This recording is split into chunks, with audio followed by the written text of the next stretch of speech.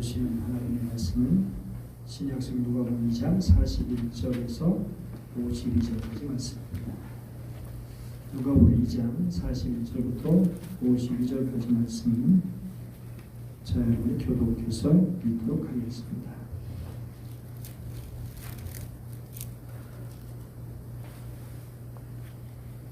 그의 부모가 해마다 6월절이 되면 예루살렘으로 가더니 예수께서 예루살렘에 그들이 갈릴리가 올라갔다. 그 날들을 마치고 돌아갈 때 나이 예수는 예루살렘에 모셨다.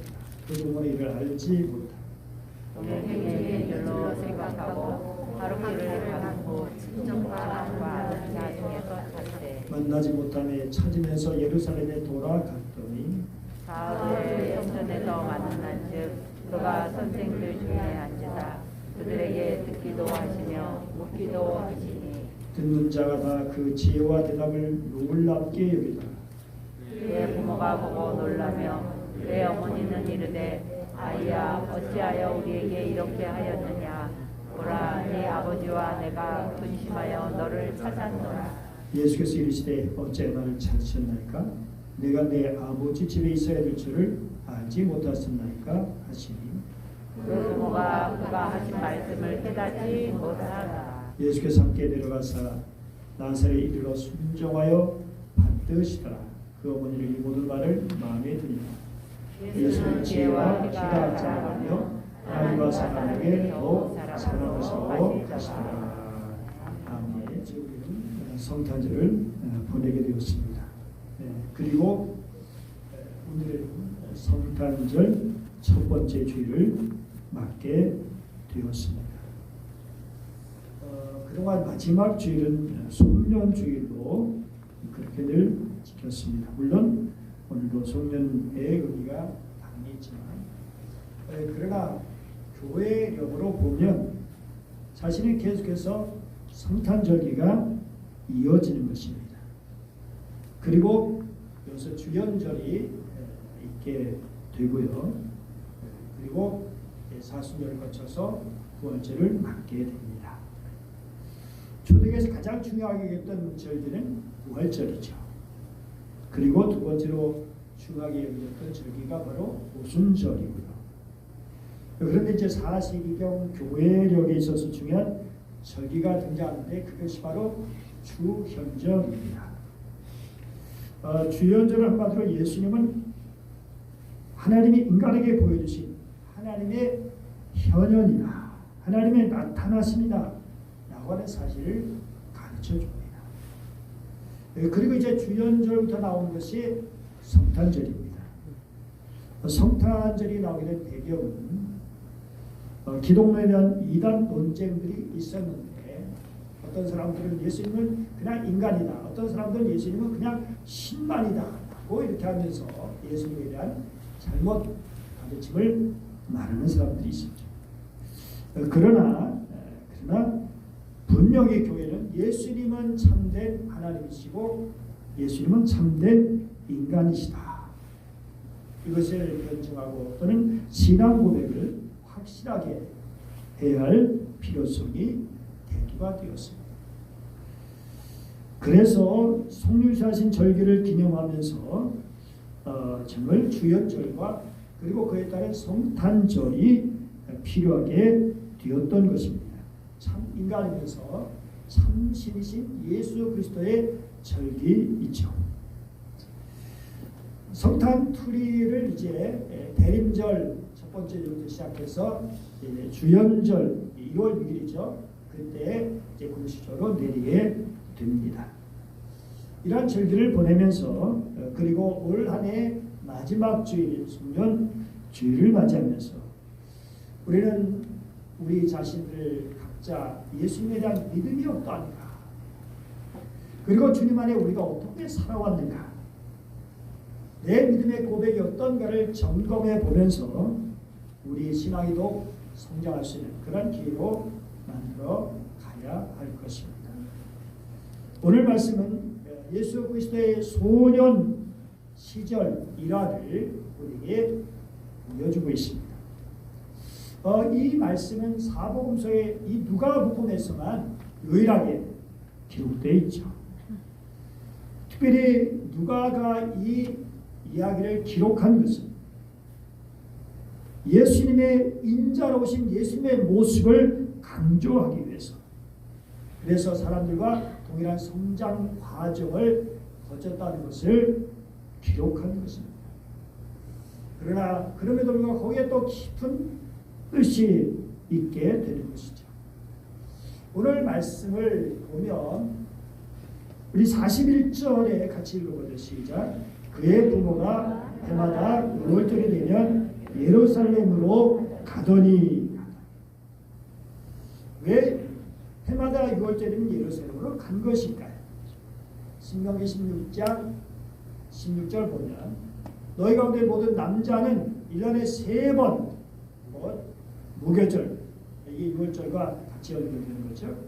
77절 초막절에 여호와는 여호와께서 택하신 곳에서 여호와를 배웁되, 하나님이 택하신 곳은 성막 시대, 성막이 있는 곳이고, 그리고 성전 시대는 이 성전에 있는 예루살렘이 되었던 것이죠. 그곳에 가서 이제 하나님을 배웠는데, 하나님께 예배를 드리는데 빈손으로 그렇게 여호와를 뵙지 말라라고 말씀하십니다. 그래서 이에 따라서 이제 유대인들의 성인이 12세가 되는 때가 이제 성인이 될 때이기 때문에, 그때가 되면 이제 유대 남자들의 마땅한 의무로서 절기를 지키기 위해서 예루살렘으로 올라가야 되었던 것입니다. 따라서 예수님도 이제 12살이 되었기 때문에 처음으로 예루살렘에 올라갈 수 있게 된 것입니다. 제가 초등학교 4학년 때인 1968년 4월 13일 날, 그날 아직도 잊지 못합니다. 그날 가평의 산골에 살던 저희 가정이 서울로 이사가는 그런 날이었기 때문입니다. 아직도 기억나는 것이 그때 얼마나 서울 간다는 게 설레었던지 처음 가본 거죠. 그야말로. 그때 배도 안 고프더라고요. 밥도 그렇게 먹지도 않고, 나중에 서울 가서 많이 배고팠지만, 난생 처음 기차를 타고 그렇게 서울 간다는 거, 나중에 알고 보니까 애기 때 한 4살 때 정도 기차를 타고 춘천에 간 적이 있다고 하는데, 그건 전혀 기억도 안 나고, 어쨌든 가슴이 얼마나 뛰었는지 몰라요. 정말 옛날 시골에 살던 아이들이 서울에 간다면 그건 보통 일이 아니죠. 그렇다면 나사렛에 살던 예수님, 부모와 회당에서만 배웠던 예수님, 예루살렘을 무척 동경했을 것입니다. 드디어 예루살렘에 올라갈 수 있는 시기가 도래했습니다. 아마 다른 아이들처럼 예수님도 몹시 흥분했을 것입니다. 들떠 있었을 것입니다. 예루살렘도 보고 싶고, 성전도 보고 싶고, 그리고 거기서 예루살렘 대학자라는 사람들도 만나보고 싶었을 것입니다. 저기가 되면 사내들인 대학자들은 성전 뜰에서 열린 강의를 했다고 합니다. 사도 바울이 어려서 배웠다는 가마리알 같은 학자들이 나와가지고 강의라고, 아마 니고데모도 나오지 않았을까. 이런 학자에 나와서 강의를 하는 거죠. 그리고 누구나 자기가 듣고 싶은, 자기가 원하는 랍비를 찾아가가지고 말씀을 들을 수 있었고, 또 자기가 궁금했던 것들 언제든지 얼마든지 물을 수 있는 그런 시간이 있었던 거죠. 6월절에서 부모들과 함께 예루살렘 올라가신 어린 예수님도 6월절 기간 내내 이 학자들의 강의를 들으셨을 것입니다. 절기가 끝날 무렵에 사람들이 이제 335 때를 지어 다시 고향으로 내려가게 되었죠. 보통 여자들을 먼저 보내고 남자들은 나중에 출발해서 이제 저녁에 숙소에서 만난다고 합니다. 아무래도 남자들이 이제 걸음이 빠르니까 이제 뒤에 젖어도 다시 금방 이렇게 이제 따를 수가 있는 거죠. 근데 아이들은 아버지를 따라갈 수도 있고 어머니를 따라갈 수도 있고 되게 이제 물론 뭐 사람에 따라 아이에 따라 다르겠죠. 그러니까 아버지 입장에서는 당연히 어머니를 따라갔겠지. 어머니 입장에서는 아버지를 따라오나 보다. 그렇게 생각할 수가 있었던 거죠. 이게 바로 예수님의 부모들이 예수님을 잃어버린 이유가 되는 것입니다. 실세를 파악하지 못하고 자기 나름대로 생각을 했던 것이죠. 밤에 되면 가족들 중심으로 이제 숙소에서 모이게 되는데 그때서야 아니 아이 예수가 없는 거예요. 그리고 혹시 친족 아는 사람들 거기에 있는 거 아닌가 찾아보았지만 찾지 못했죠. 얼마나 당황했을까요? 부모는 이 아이를 찾으면서 예루살렘까지 돌아왔습니다. 여러분 그때의 마음이 어떨까요? 그리고 46절 보니까 사흘이 지난 후에 성전에서 만났다는 거예요. 근데 우리 같으면 여러분 12살 나이지만 제가 68년도 4학년 때니까 몇 살인가요? 11살인가요? 서울에 가가지고 시장에서 엄마를 잃어버린 적이 있었어요. 뭐 처음 가보는데 시장동을 처음 가보고 근데 엄마가 보이지 않았을 때 얼마나 지금 갈 때 그 막막함 그 답답함 캄캄하더라고요. 그래도 다행히 여기저기 헤매지 않고 그냥 가만히 있었어요. 나중에 엄마가 와서 찾아서 너무 다행이었지만 근데 잘못하면 그냥 보안으로 엉뚱한 데로 갈 수가 있는 거예요. 우리 예수님도 이제 그런 마음이었을까라고 생각할 수 있는데 그런데 예수님 모습은 그런 모습이 전혀 없어요. 전혀 없어요. 학자들의 강의를 듣고 있느라고 온 정신을 거기서 다 빼앗겨 있는 거예요. 46절 보니까 그가 선생들 중에 앉아서 그들에게 듣기도 하시며 묻기도 하시니 이 말을 근거로 해가지고 어떤 사람들은 예수님이 어른들 앞에서 학자들 앞에서 가르치는 모습을 그림으로 그리게 돼요. 오늘 이 그림이 그럴 수도 있을 거예요. 우리 보기에는 뭐 자연스러울 수 있는데 그런데 우리 사람의 성장 그런 발달 단계를 보면 사실 이렇게 한다는 것은 어떨까요?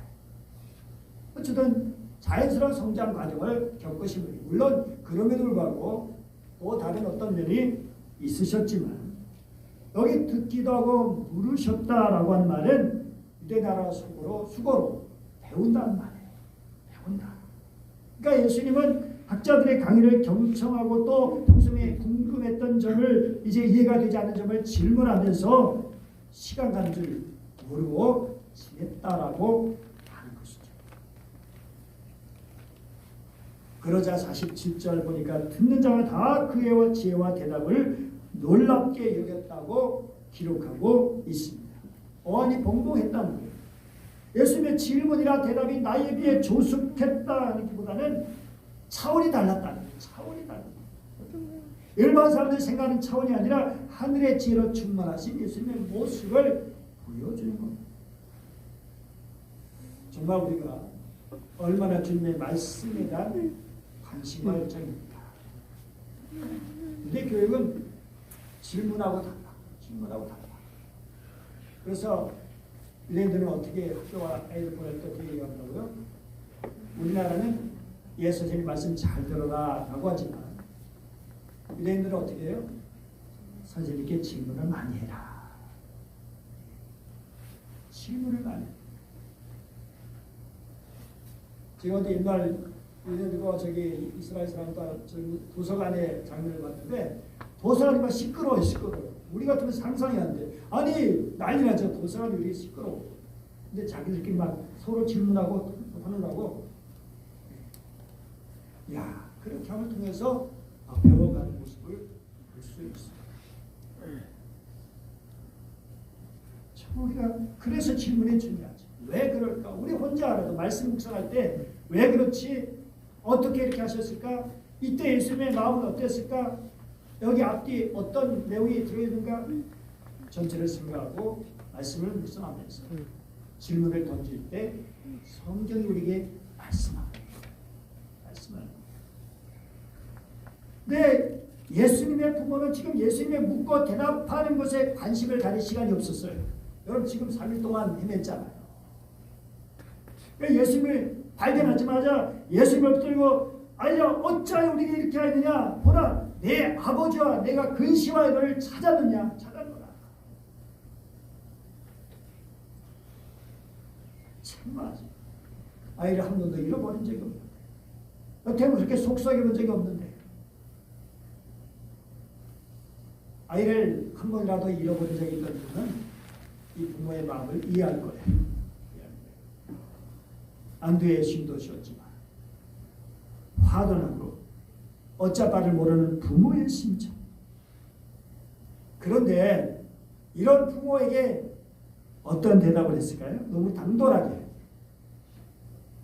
바로 어찌하여 나를 찾으셨습니까? 내가 내 아버지 집에 있어야 할 줄을 알지 못하셨습니까?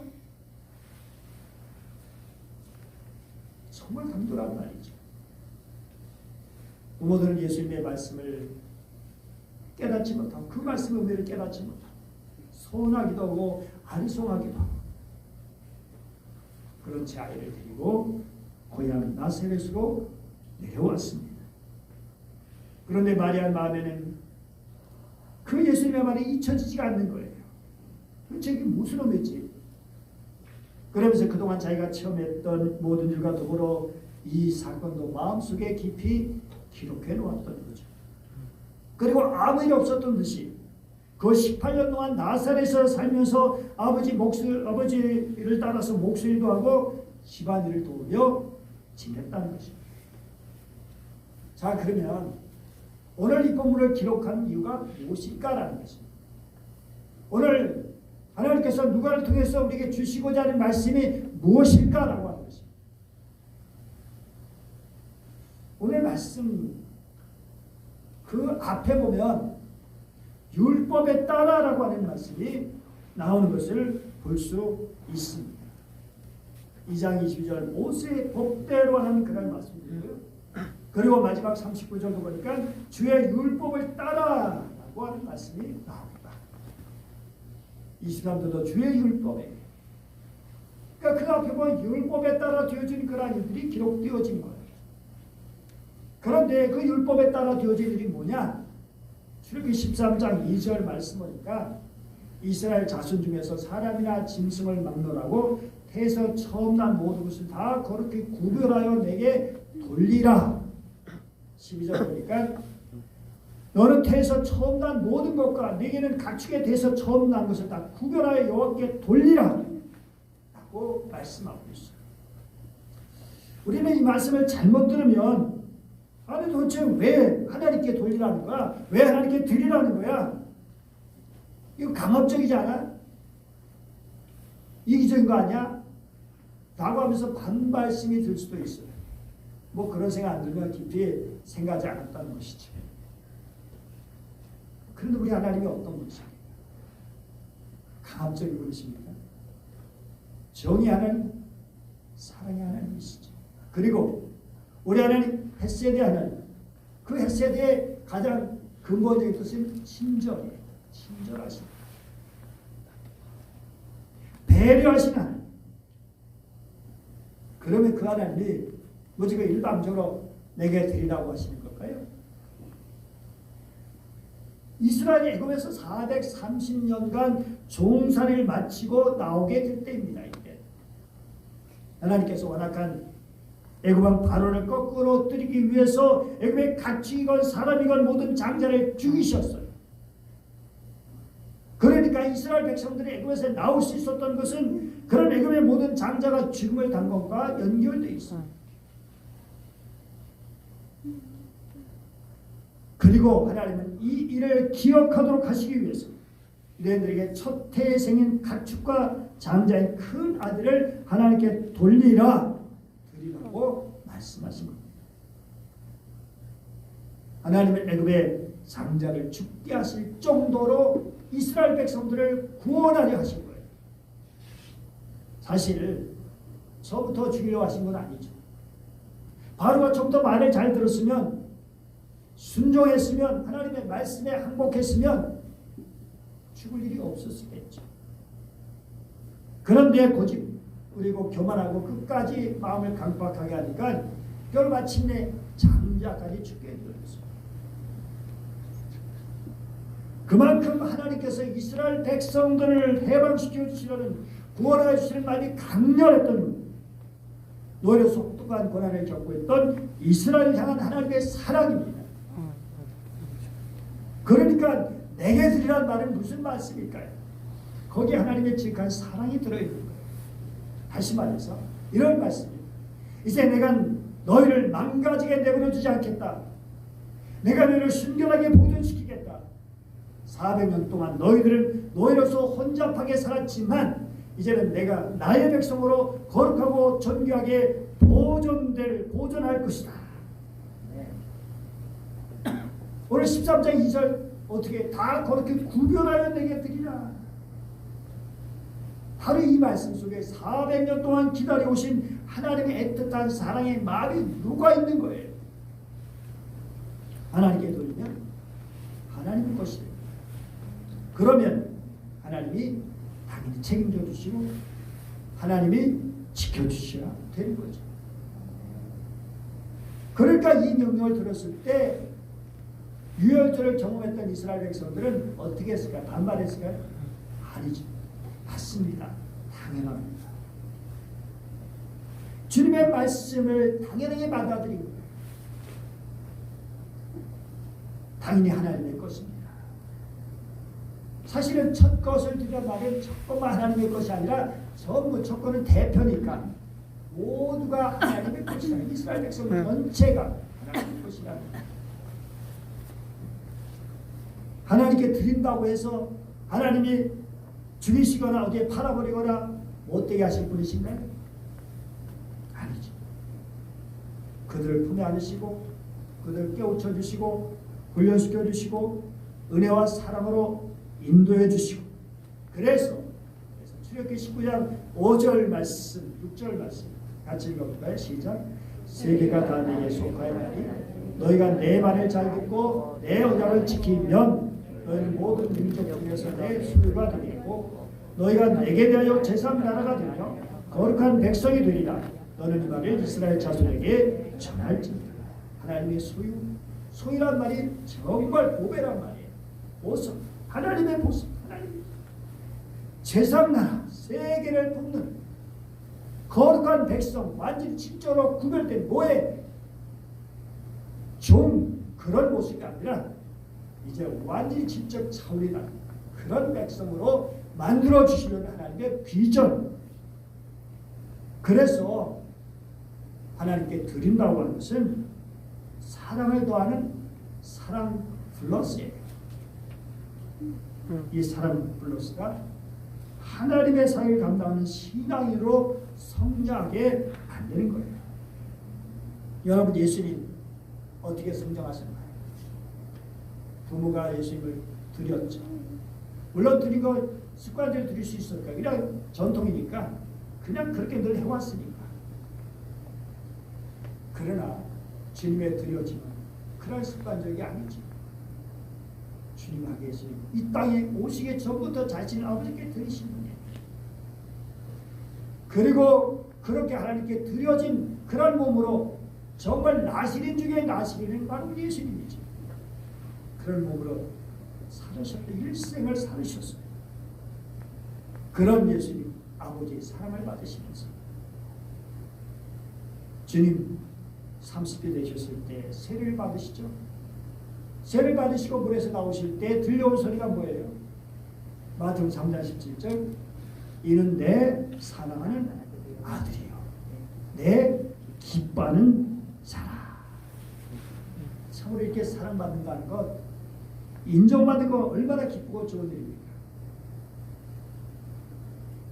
그러면 여러분 우리는 어떤가요? 여러분 깊이 생각해보세요. 나는 정말 사랑받고 살아요. 나는 사랑받고 살아. 근데 이게 흔들리면 이제 문제가 돼요.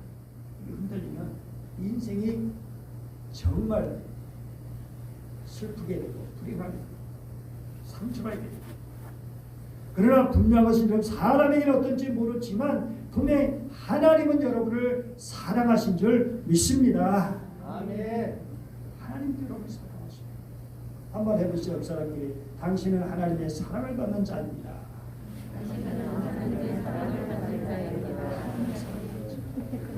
근데 이게 흔들리면 이걸 잠깐 어떻게 해야 될까요? 오늘 시편 6편 밴드에다가 가정예배 말씀을 올렸죠. 그 말씀을 보면 사망 중에는 주를 기억하는 게 없습니다. 서울에서 주께 감사할 자가 누구겠습니까? 내가 탄식함으로 피곤하여 눈물로 밤마다 눈물로 내 침상을 띄우고 내유를 적십니다. 그야말로 좌절과 절망감에 빠져 있는 그런 모습이에요. 왜냐하면 하나님과 관계에 문제가 생겼기 때문에 그렇습니다. 여러 가지 어려운 환경, 여러 상황들이 있지만 근본적인 하나님과의 문제. 우리 사람의 존재 가치는 그 사람이 무엇을 하느냐에 따라 달린 것이 아니에요. 그의 직책, 그가 하는 일에 따라서 다른 것보다는 하나님과 어떤 관계에 있느냐에 달려 있습니다. 다른 사람보다 탁월한 실력을 가지고 있어서 많은 사람들에게 존경받을 때 내가 존경해지는 것이 아니라 하나님이 우리를 얼마나 사랑하신지를 깨달을 때 우리의 존귀함이 결정되는 것입니다. 사랑합니다. 우리는 어느 누구도 스스로 구원받을 수가 없어요. 한없이 부족한 죄인들입니다. 그런데 하나님께서 우리를 위해서 그 독생자 예수님을 죽게 하시기까지 그것은 아버지의 고통, 아버지의 죽음과 같은 거예요. 그 정도로 우리를 사랑하셔서 존귀하게 만들어주신 거예요. 사람이 절망감에 빠지고 패배감에 빠지는 이유가 뭡니까? 자존감이 떨어지는 이유가 무엇입니까? 그것은 하나님이 얼마나 자신을 사랑하고 계시는지를 잊어버리기 때문입니다. 사랑합니다. 그러나 우리 예수님 결코 우리를 사랑하지 않으신 적이 없습니다. 그래서 수많은 사람들이 배척하고 등지고 미워하고 죽이려고 하고 심지어 재단을 조차도 배반하고 배신하고 도망가 버렸죠. 끝까지 자존감을 잃지 않으시고 다 빼앗기고 다 잃어버린 가운데서도 그 귀한 십자가, 그 구원의 사명을 끝까지 감당할 수 있으셨던 겁니다. 주님이 자존감이 떨어졌다면 그렇게 다 없애냈는데 다 배반했는데 내가 도대체 이 일을 할 이유가 뭐야? 그리고 포기해버렸다면 우리 구주가 될 수가 없던 거예요. 여러분 부모로서 사랑을 많이 부모에게 사랑을 많이 받고 인정을 받은 그런 아이들, 그리고 건강한 자아를 가지게 돼요. 그러면 자존감이 높아지고 자존심은 약해지게 되어 있어요. 반대로 사랑을 받지 못하면 자존심은 세지고 자존감은 떨어지게 되죠. 이런 요소들이 우리 성장을 방해하는 요소들이에요. 윌터 윙크라고 하는 그런 사람은 이런 지점이 나를 괴롭히고 행파하는 지점이라고 보았어요. 그는 이 세상을 이해할 때 월드로 보지 않고 시스템으로 봤어요. 체제로 봤어요. 그래서 마가복음 8장 36절 온 천을 거둬 자기 목숨을 얻으면 이러면 무엇이 유익하리요? 이걸 이렇게 온 체제를 얻는다 할지라도 제 목숨을 잃으면 무엇이 유익하겠느냐고 번역을 나름대로 했어요. 정말 그렇죠? 이 윙크는 나의 내면을 지배하고 있는 지배체제 혹은 가치관 또는 신의 정신으로부터 당하는 것을 해방된 사람은 새로운 영을 받게 됩니다. 그래서 바울은 나는 지배체제로부터 죽었고 나는 그 체제에서 죽었습니다 라고 고백했다는 것입니다. 정말 그렇죠? 우리 주님의 십자로 말미암아 체제되어 있습니다. 그 시스템에 대해서 오늘날 이 세상 시스템은 어떤 것입니까? 상대방의 잘못이, 상대방의 실수가, 상대방의 허물이 나에게 득이 되는 거잖아요. 상대방이 떨어져야 내가 합격하죠. 시스템인 것입니다. 정치에 늘 얘기하지만 그런 시스템입니다. 상대방의 잘못은 계속 파고들고 그 허물을 들춰내고 자기들의 잘못은 가리려 하고 합리화하고 좀 축소시키려 하고 이게 뻔히 보이잖아요. 뻔히 보이잖아요. 이게 정치입니다. 그럼 우리 예수 믿는 사람은 어떻습니까? 한 사람이 가려주고 덮어주고 이해해주고 물론 그러면서도 또 정말 잘못되면 드러내서 고치고 회개할 수 있도록 또 만들어 주는 역할도 해야죠. 어떤 목사님이 얘기합니다. 목사님은 자신은 신앙 1세대인데 사모는 신앙이 4대째라고. 근데 자기가 가만히 참아 자기가 비교해 보니까 뭔가 다르다는 거예요. 자기는 부모로부터 신앙 교육을 받지 못했는데 모든 것이 고난이에요. 힘든 거예요. 그런데 아내는 4대째서 그런지 모든 것이 형통하다라는 거예요. 여러분 부부가 같이 사는 거예요. 그러면 고난도 여러분 같이 겪는 겁니다. 똑같은 상황입니다, 여러분. 어쩌면 더 여자, 아내가 더 많이 상처를 받을 수 있어요.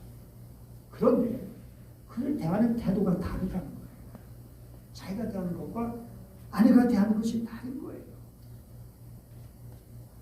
아내의 마음에 금을 진 것이었고 넉넉한 마음으로 타인을 수용하고 심성도 매우 안정적이고 이걸 발견하게 된 거예요.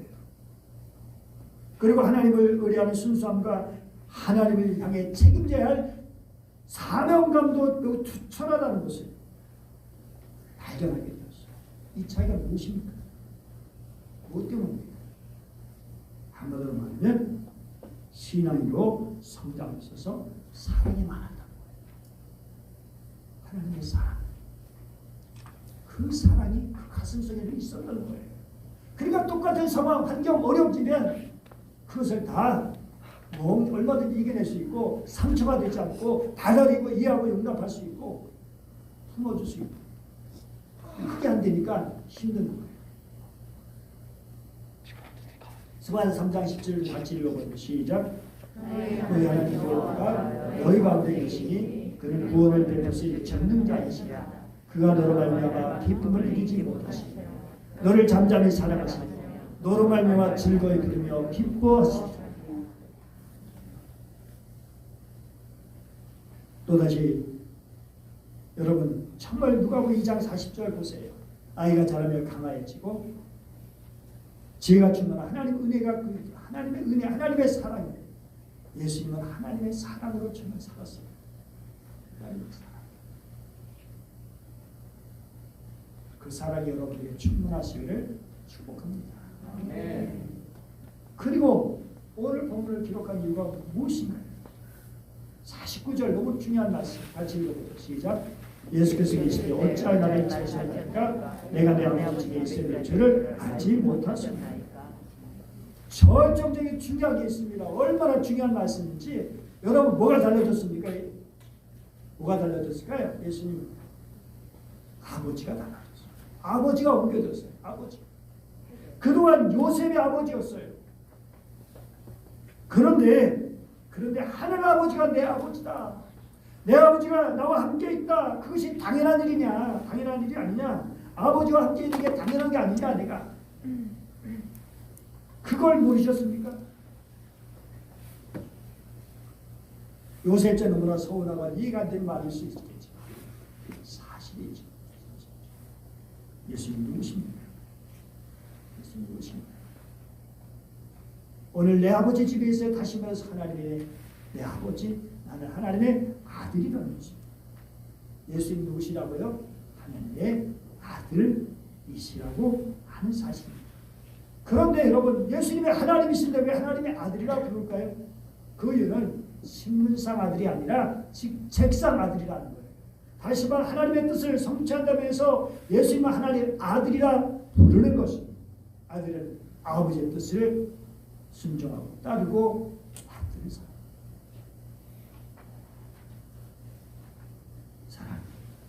오늘 우리 성탄절에서 예수님 어떤 분이시라고요? 구주라고 했죠. 그리스도라고 했죠. 주라고 했죠. 우리 구주, 주에서 건져주시는, 지옥에 들어가지 않도록 건져주시는, 우리의 고통과 삶의 문제에서 건져주시는 주님, 우리의 그리고 인생의 주인, 주님이 되시고 우리의 왕과 우리의 선자, 우리의 제사장이 되시는 분이시고, 그리고 우리의 평화가 되시는 주님이신 것을 우리는 알 수 있었습니다. 사랑하는 여러분, 예수님을 어떻게 알고 계십니까? 예수님을 어떻게 믿고 있습니까? 얼마나 그분을 따르기를 원하십니까? 얼마나 그 말씀을 듣기를 사모하십니까? 예수님이 말씀을 배우기 힘썼던 것처럼 올 한 해 동안 여러분 어떻게 말씀을 대하셨습니까? 올 한 해 동안 얼마나 말씀을 읽으셨습니까? 얼마나 말씀대로 살려고 힘쓰셨습니까? 이제 새롭게 한 해를 보내면서 새롭게 한 해를 맞이하면서 진리가 믿음이 분명하시기 바랍니다. 주님이 무엇이냐? 그리고 나는 주님의 사랑을 받는 자라는 것을 잊지 마시기 바랍니다. 그러면 아무리 새 어려운 일이 있고 문제가 있을지라도 넉넉히 이기는 하나님께 부르고 승리하는 한 해가 될 줄 믿습니다. 기도하겠습니다.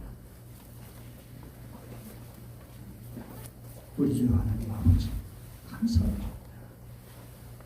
주님, 주님의 사랑을 잊지 않게 하시고, 그래서 자존감은 높아지게 하시고 자존심은 약해지게 하여 주시옵소서.